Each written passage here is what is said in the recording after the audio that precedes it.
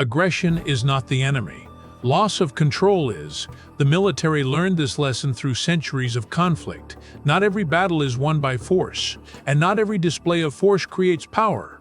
True power, they discovered, comes from controlled aggression.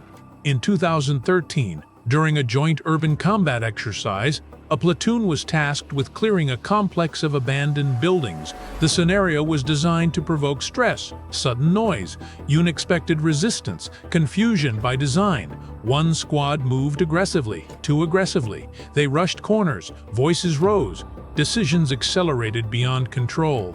Within minutes, the exercise collapsed. Another squad entered the same environment moments later. Their movement was firm but deliberate, fast but measured, aggressive but quiet. They cleared the structure flawlessly. The difference wasn't courage.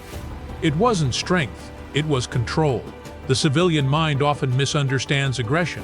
It associates aggression with anger, intensity, and dominance. The military rejects this definition. Aggression, in military psychology, means forward momentum under restraint. Without restraint, aggression becomes chaos. In combat, uncontrolled aggression creates tunnel vision. Situational awareness collapses. Mistakes multiply. This is why military training does not suppress aggression, it disciplines it.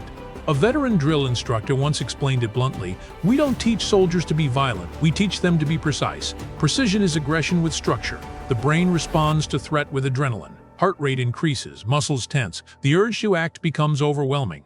This biological response is useful, but only if governed. When aggression is uncontrolled, adrenaline hijacks cognition. The emotional brain overrides logic. Fear disguises itself as urgency. This is when chaos appears. Controlled aggression keeps the prefrontal cortex online. It allows force without frenzy. During close quarters training, soldiers are repeatedly exposed to stress that would overwhelm an untrained mind. Loud noise, limited space, time pressure.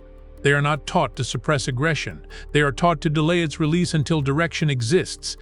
A former special operations officer once described it as holding a loaded spring. The power is there, he said, but it only moves when commanded. Civilian environments often reward emotional aggression, raised voices, dominant posturing, immediate reaction. The military considers these signs of instability. In military culture, the loudest person is rarely the most dangerous. The calmest one is. Controlled aggression manifests physically. Movements are purposeful. Speech is minimal. Actions are decisive. There is no wasted motion. Instructors often tell trainees, speed comes from control, not from rush. This is not metaphor. It is neuroscience. When aggression is controlled, reaction time improves, accuracy increases, situational awareness expands. This paradox defines military effectiveness. A former reconnaissance soldier described his first real confrontation. "I felt the aggression immediately," he said, "but training kicked in. I slowed down. That slowdown did not reduce power, it multiplied it." The military law of controlled aggression teaches one core principle: force must serve intention. Without intention, force is noise. In military doctrine, aggression is applied selectively. Not everywhere, not constantly, only where it advances the objective. This selective application conserves energy, both physical and mental. Civilian burnout often comes from constant emotional aggression, fighting everything, reacting to everyone. The military avoids this entirely. A commander does not fight every skirmish. He chooses where to apply force. The same applies internally. Controlled aggression also governs emotion. Anger is acknowledged. Fear is acknowledged. Neither is allowed to steer behavior. A senior officer once said, "If your emotions are loud, your judgment is quiet." This is why soldiers are trained to speak calmly under pressure. Why commands shorten. Why facial expressions flatten. Emotion is energy. Energy must be directed. During riot control training, soldiers learn something counterintuitive. Escalation reduces control. Calm authority increases compliance. Controlled aggression projects confidence without provocation. It stabilizes volatile environments. This law applies even more critically at the leadership level, which uncontrolled aggression from leaders spreads panic. Controlled aggression creates momentum.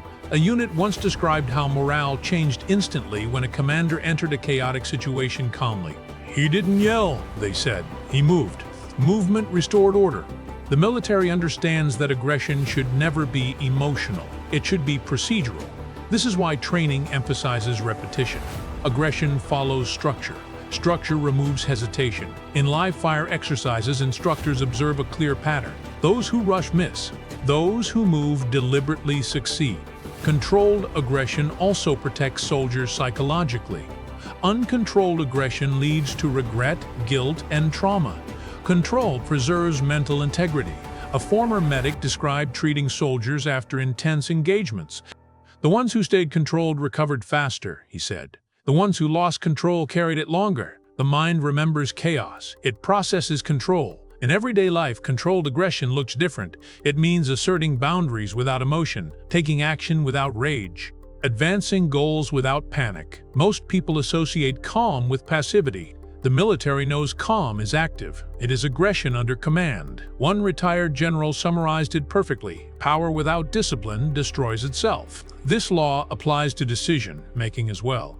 Aggressive thinking without control leads to impulsive choices. Controlled aggression enables decisive action without recklessness. This balance is why military units can move fast without breaking momentum without loss of structure. In personal life, this law separates effective people from overwhelmed ones. Reacting aggressively to stress creates chaos. Acting aggressively with control creates progress. Controlled aggression is not softness, it is strength with restraint. The military does not glorify rage. It weaponizes restraint. This is why elite units appear calm even at peak intensity. They are not suppressing power, they are governing it. Aggression, when controlled, becomes clarity. When uncontrolled, it becomes destruction. This is the military law of controlled aggression, power without chaos. And yet, even controlled aggression has limits. There is another doctrine, one that teaches when not to push. A system that governs restraint as a form of power. That story comes next.